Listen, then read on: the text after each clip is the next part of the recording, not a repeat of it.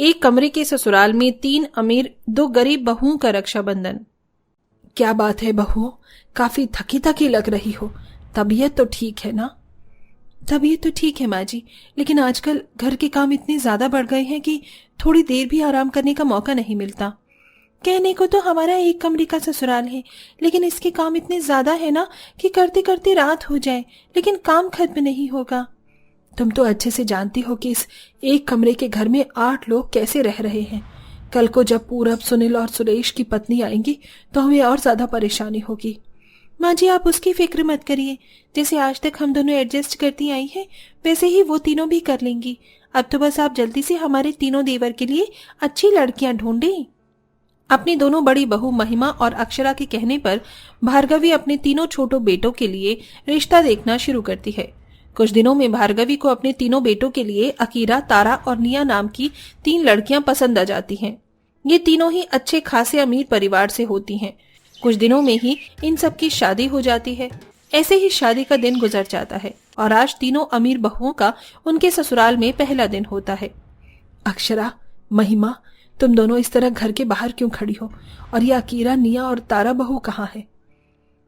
अंदर है माँ जी। हम दोनों जैसे ही बाहर आंगन में काम करने आए तो उन तीनों से दरवाजा बंद कर लिया। क्या? लेकिन क्यों निया, तारा? दरवाजा खोलो, हम सब कब से बाहर खड़े हुए हैं। भार्गवी के बार बार दरवाजा खटखटाने पर अंदर तैयार हो रही तीनों अमीर बहुएं गुस्से में दरवाजा खोलती हैं।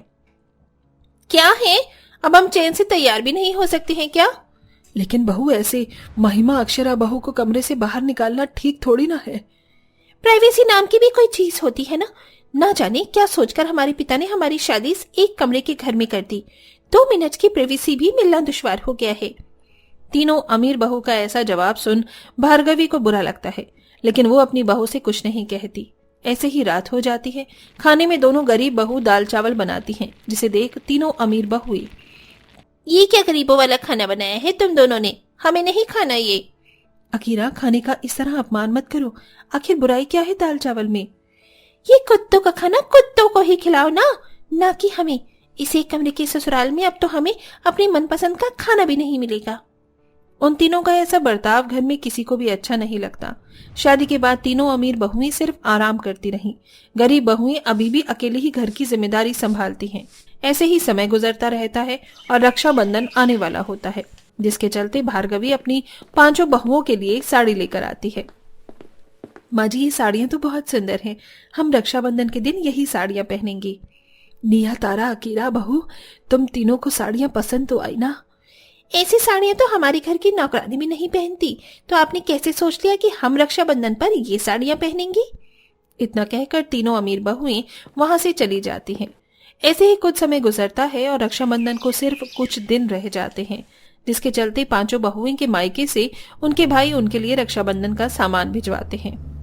तुम्हारे भाई ने तुम्हें कितनी सुंदर चूड़ियां भिजवाई हैं। तुम्हारा भी रक्षाबंधन का आया हुआ सारा सामान काफी ज्यादा सुंदर है। इस बार तो हम काफी अच्छे से रक्षाबंधन मनाएंगे। ये देखो, रक्षाबंधन पर इनके भाइयों ने कितना सस्ता सामान भिजवाया है और एक हमारे भाई हैं, कितनी महंगी महंगी साड़ियां, ज्वेलरी, ड्राई फ्रूट्स के डब्बे और मिठाइयां भिजवाई हैं। तीनों अमीर बहुएं दोनों गरीब बहुओं को नीचा दिखाने का एक मौका भी नहीं छोड़ती हैं। रक्षाबंधन के लिए अब सिर्फ कुछ ही दिन रह जाते हैं, जिसके चलते तीनों अमीर बहुएं पार्लर जाकर मैनिक्योर, पेडिक्योर, ब्लीच, फेशियल और बहुत कुछ करवाती हैं। पता है, मैंने ये नेल्स एक्सटेंशन पूरी 5000 में करवाई है और मैंने तो पूरी 8000 की रिबॉन्डिंग करवाई है। और ये तो कुछ भी नहीं, रक्षाबंधन के मेकअप के लिए तो मैंने एक मेकअप आर्टिस्ट भी बुक कर ली है। अब देखना, रक्षाबंधन पर तो मैं ही सुंदर लगूंगी। हम अमीरों की रक्षाबंधन की तो बात ही अलग होती है। बेचारे ये गरीब लोग न जाने कितनी कंजूसी और गरीबी के साथ रक्षाबंधन मनाते हैं। तीनों अमीर बहुएं जानबूझकर गरीब बहुओं पर अपनी अमीरी का रौब झाड़ती हैं। जैसे तैसे रक्षाबंधन करीब आता है, वैसे वैसे अमीर बहुओं के दिन पर दिन शॉपिंग बढ़ती जाती है। ऐसे ही थोड़ा समय और गुजरता है और आज आखिरकार रक्षाबंधन का त्योहार आ जाता है। दोनों गरीब बहुएं सुबह जल्दी उठ रक्षाबंधन के लिए व्रत रखती हैं और अपने दोनों भाइयों के लिए उनके मनपसंद के थोड़े बहुत पकवान बनाती हैं। लेकिन वहीं तीनों अमीर बहुएं महंगी महंगी साड़ियां, ज्वेलरी और अच्छा सा मेकअप करवा के बैठी होती हैं। थोड़ी देर में दोनों गरीब बहुओं के भाई भी आ जाते हैं। भैया आप आ गए। पता है हम सुबह से आपका कितना इंतजार कर रहे थे। क्या करें बहन, तुम्हारे ससुराल के लिए बस ही नहीं मिल रही थी, लेकिन जैसे तैसे कर हम दोनों आ ही गए। आप दोनों ऐसे खड़े क्यों हैं? आइए बैठिए। दोनों गरीब बहुएं अपने अपने भाइयों को बिठाती हैं और उनकी अच्छे से आरती उतारकर अपनी लाई हुई राखियां उनकी कलाई पर बांधती हैं। इस राखी में भगवान शिव का आशीर्वाद है। राखी लेने के बाद ये हमने उनके चरणों में रख दी थी। जिस तरह से आप आज तक रक्षा करते आए हो, उसी तरह से ये राखी भी आपकी रक्षा करेगी। छी, कितनी सिंपल और बेकार सी राखी है। और भला राखी भी क्या किसी की रक्षा कर सकती है? तारा की बात सुन अक्षरा को गुस्सा तो बहुत आता है, लेकिन रक्षाबंधन जैसा पवित्र त्योहार खराब ना हो इसलिए अक्षरा उसे कुछ नहीं कहती। राखी बंधवाने के बाद दोनों भाई अपने लाए हुए तोहफे अपनी बहनों को देते हैं। भैया ये चांदी की अंगूठी तो बहुत सुंदर है। पता है मेरी पहले वाली अंगूठी ना जाने कहाँ खो गई। मुझे कब से एक अंगूठी की जरूरत थी। भैया ये बिछिया भी बहुत सुंदर है। चांदी की अंगूठी और बिछिया रक्षाबंधन पर कौन देता है? अपनी बहनों को तुम्हारे भाइयों की तो एक सोने की अंगूठी देने की भी औकात नहीं है। रक्षाबंधन के दिन भी तीनों अमीर बहुएं दोनों गरीब बहुएं और उनके भाइयों का मजाक उड़ाने से बाज नहीं आती। लेकिन इन सब के बावजूद भी दोनों गरीब बहुएं अपना रक्षाबंधन खराब होने नहीं देती और अपने भाइयों के साथ अच्छे से रक्षाबंधन का त्योहार मनाती हैं। ऐसे ही थोड़ी देर बीत जाती है और अब 3 बड़ी बड़ी गाड़ियों में उन 3 अमीर बहुओं के भाई आते हैं, जिन्हें देख तीनों अमीर बहुएं, ये देखो एक हमारे भाई हैं जो इतनी बड़ी बड़ी गाड़ियों में सूट पहन कर आए हैं, और एक तुम दोनों के गरीब भाई। यही डिफरेंस होता है अमीर और गरीब की औकात में। चलो चलो अब तुम लोग सब बाहर जाओ। अब इस एक कमरे के ससुराल में हम तीनों अमीर बहनें अपने अमीर भाइयों के साथ रक्षाबंधन मनाएंगे। तीनों अमीर भाई जब अपनी बहनों के एक कमरे के ससुराल में आते हैं और खाट पर बैठ जाते हैं, वहीं तीनों अमीर बहुएं अपने अमीर भाइयों को पानी लाकर देती हैं। ये लीजिए भैया पानी पीजिए। लगता है इस गरीब ससुराल में रहने के बाद तुम ये भूल गई हो कि मैं सिर्फ फिल्टर हुआ पानी पीता हूँ, न कि ये मटके का गंदा पानी। कार्तिक का जवाब सुन निया को बुरा तो लगता है, लेकिन वो उससे कुछ नहीं कहती। जिसके बाद अब तीनों अमीर बहुएं अपने भाइयों को अपनी लाई हुई चांदी की राखी बांधती हैं। भैया ये राखी कितनी सुंदर है। पता है ना, बचपन में भी मैं आपको ऐसी ही राखी बांधती थी। अगर तुम्हारी ये बकवास बंद हो गई हो तो जल्दी से ये राखी का ड्रामा खत्म करो, मुझे मीटिंग के लिए लेट हो रहा है। भैया क्या रक्षाबंधन के दिन भी आपके लिए आपकी बहन से ज्यादा इम्पोर्टेंट आपकी मीटिंग है? अगर काम करूंगा तो ही ऐशो आराम की जिंदगी जी पाऊंगा, समझी? रक्षाबंधन के दिन भी अपने भैया का ऐसा रवैया देख तारा काफी दुखी हो जाती है। राखी बांधने के बाद अब तीनों अमीर बहुएं अपने भाइयों से रक्षाबंधन का तोहफा मांगती हैं। लाइए भैया हमारी रक्षाबंधन का तोहफा दीजिए। हमने पैसे तुम्हारे अकाउंट में ट्रांसफर कर दिए, जो लेना है ले लेना। भैया हमें आपके पैसे नहीं बल्कि आपका लाया हुआ तोहफा चाहिए था। रक्षाबंधन पर तो सभी भाई अपनी बहनों को खुद से लाया हुआ तोहफा देते हैं।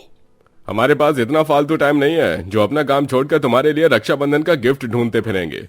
रक्षाबंधन पर जहां सभी भाई अपनी बहनों पर अपना प्यार लुटाते हैं, वहीं अपने अमीर भाइयों का ऐसा रवैया देख तीनों अमीर बहुओं की आंखों में आंसू आ जाते हैं, जिसे देख दोनों गरीब बहुएं, क्या फायदा हुआ तुम्हारा इतनी महंगी साड़ी पहनने का, इतने पैसे खर्च कर चांदी की राखी लाने का, जब तुम्हारे भाइयों को ही तुम्हारी कोई फिक्र नहीं है। रक्षाबंधन भाई बहन का पवित्र त्योहार होता है, न कि अमीरी गरीबी का। हम और हमारे भाई गरीब जरूर हैं, लेकिन उनका प्यार हमारे लिए काफी है। और आप लोगों को अपनी तीनों बहनों की करी हुई तैयारी दिखाई नहीं देती क्या? रक्षाबंधन पर कौन सा भाई अपनी बहनों की आंखों में आंसू लाता है? इससे अच्छा तो आप लोगों की बहन नहीं होनी चाहिए थी। पैसा ही सब कुछ नहीं होता है, रिश्ते नाते भी इंसान के लिए मायने रखते हैं, लेकिन लगता है आप जैसे अमीर लोग ये भूल गए हैं। अक्षरा और महिमा की बातें सुनकर तीनों अमीर भाइयों को अपनी गलती का एहसास होता है। अमीरी और पैसों में खोकर तो हम सच में अपने रिश्ते नाते भूल गए, हमें माफ कर देना। रक्षाबंधन के दिन हमने तुम्हें कितना दुखी किया। तीनों भाई अपनी बहनों से माफी मांगते हैं, जिसके बाद अब तीनों अमीर बहुएं अपने भाइयों के साथ हंसी खुशी रक्षाबंधन का त्योहार मनाती हैं। साथ ही उन्हें भी अपनी गलती का एहसास होता है और वो भी अपनी दोनों गरीब बहुओं से माफी मांगती हैं। इस एक कमरे के घर को लेकर और अपनी अमीरी की वजह से हमने आप दोनों को हमेशा परेशान किया, ताने दिए, यहाँ तक कि आपके भाइयों की भी बेइज्जती की, लेकिन आज आपकी वजह से ही हमें और हमारे भाइयों को अपनी गलती का एहसास हुआ। हमें माफ कर दीजिए। इंसान की सबसे बड़ी सजा उसकी गलती स्वीकार करना होता है। हम तुमसे बिल्कुल भी नाराज नहीं हैं। जिसके बाद तीनों अमीर और दोनों गरीब बहुएं हंसी खुशी अपना रक्षाबंधन का त्योहार मनाती हैं।